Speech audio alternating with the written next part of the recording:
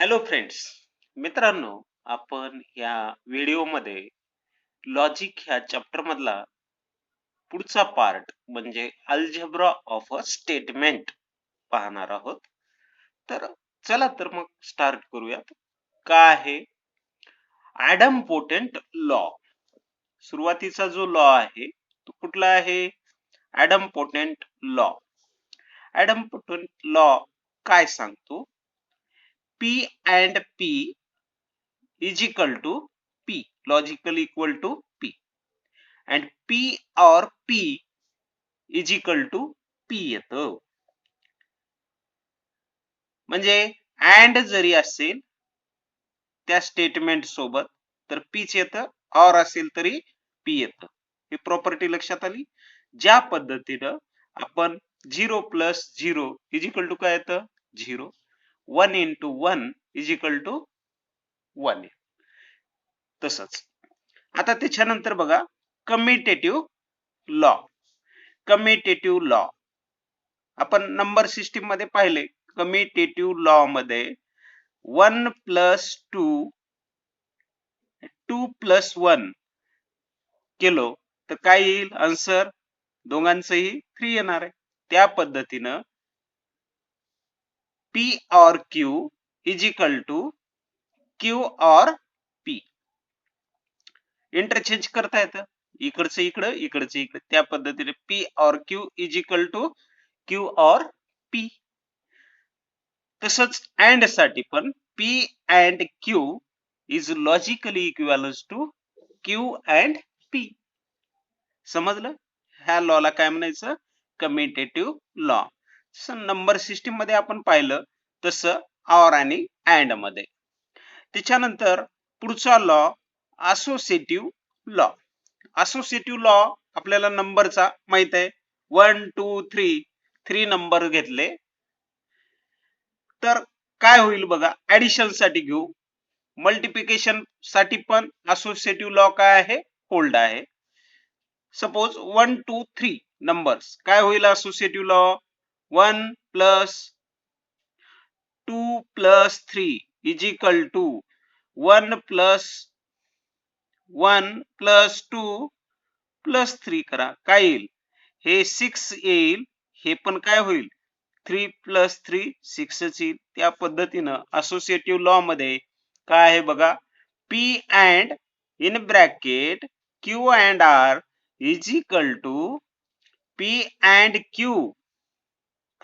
हा ब्रॅकेट कुठल्या दोघांना घेतला? फर्स्ट आणि सेकंड साठी. P and Q and R. ह्याला काय म्हणायचं? Associative law. Similarly associative law for OR. P or Q or R is equal to काय होईल? P or Q or R. हा कुठला लॉ झाला? Associative law. त्याच्यानंतर इम्पॉर्टंट लॉ आहे डिस्ट्रीब्युटिव्ह लॉ. आता डिस्ट्रीब्युटिव्ह लॉ काय आहे बघा. डिस्ट्रीब्युटिव्ह लॉ मध्ये ज्या पद्धतीनं आपण ऍडिशन आणि मल्टिप्लिकेशनचा डिस्ट्रीब्युटिव्ह लॉ कसा घेता येतो? सपोज 1 2 3 मी नंबर घेतले किंवा 2 3 आणि 4 आपण असं घेतलं तर ह्याला कसं लिहिता येईल?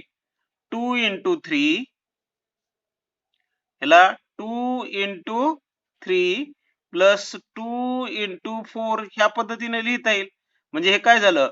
6 प्लस 8 इज इक्वल टू किती होईल? 14 है का नाही? आणि ज्यावेळेस आपण ह्याला सॉल्व करू त्यावेळेस 3 प्लस 2 7 7 into 2 14. ह्याला काय म्हणायचं? Distributive law. तर इथं अँड आणि ऑर ह्याला डिस्ट्रीब्यूट करायचं तर काय होईल मग? हा अँड आहे, हा ऑर आहे. मग कसं लिहायचं? Is equal to P and Q हे ऑर P and R. ह्याला म्हणायचं distributive law. Similarly or P or Q and R is logically equivalent to P and P or Q and P और R. समजलं? Same Wien ह्याला काय म्हणायचं, distributive law. ज्या पद्धतीने आपण नंबर सिस्टीम मध्ये पाहिलं त्याच ह्याच्यामध्ये ऑर आणि अँड मध्ये आपण हा डिस्ट्रीब्युटिव्ह लॉ पाहिला. डिस्ट्रीब्युटिव्ह लॉ इम्पॉर्टंट लॉ आहे. त्याच्यानंतर नेक्स्ट डी मॉर्गन्स लॉ. आता आपल्याला माहित आहे सेट थिअरी मध्ये पण डी मॉर्गन्स लॉ होता, युनियन आणि इंटरसेक्शन मध्ये. आता इथं काय आहे, अँड आणि ऑर साठी D Morgan's law. Negation, negation माहित आहे. निगेशन मध्ये आपण निगेशन ऑफ कंजंक्शन आणि निगेशन ऑफ डिजेक्शन ह्याच्यामध्ये जे निगेशन ऑफ कंजंक्शन आहे आणि निगेशन ऑफ डिजेक्शन आहे त्यालाच आपण काय म्हणतो, डी मॉर्गन्स लॉ म्हणतो. आता बघा, negation of P and Q is equal to negation of the separate. अँडचं काय होईल, हे और होईल. मग negation of P or negation of Q.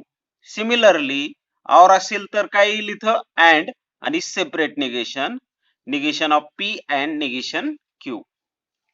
त्याच्यानंतर आयडेंटिटी लॉ. हा लॉ बघा, आयडेंटिटी लॉ काय आहे, P and T is equal to P, P and T is equal to P, P or F is equal to P. Or असेल P ह्या statement सोबत, or F is equal to P and T is equal to P. आलं लक्षात? And T is equal to P or F is equal to P, जी काही statement आहे ते.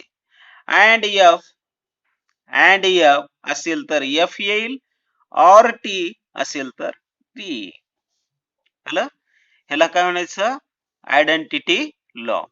आता complement law. Complement law, identity law, complement law बघा, P and negation P.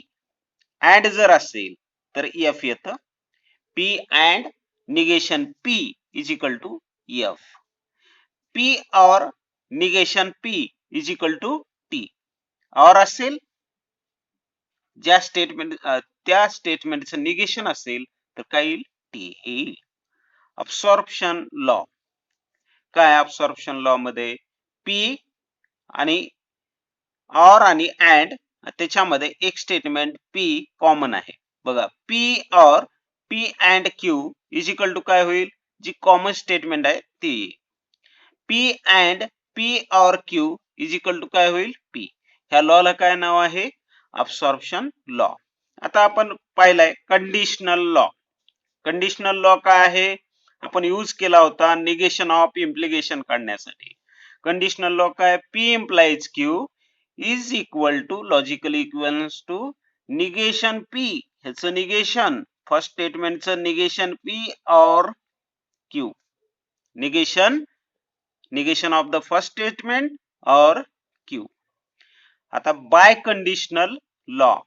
Bye conditional law काय आहे बघा, बाय कंडिशनल लॉ काय सांगतो, P implies Q, double implies जो आहे त्याला काय म्हणता येईल, P implies Q and Q implies P. ह्याला आता कंडिशनल लॉ यूज करू शकतो. ह्याला काय होईल मग, negation P or Q and ला अँड निगेशन क्यू और पी. हे काय झालं, हे सर्व टोटल 10 जे प्रॉपर्टी होत्या, ह्या 10 प्रॉपर्टीज आपल्या अल्जेब्रा ऑफ द स्टेटमेंटच्या आहेत. तर थँक्यू फ्रेंड्स.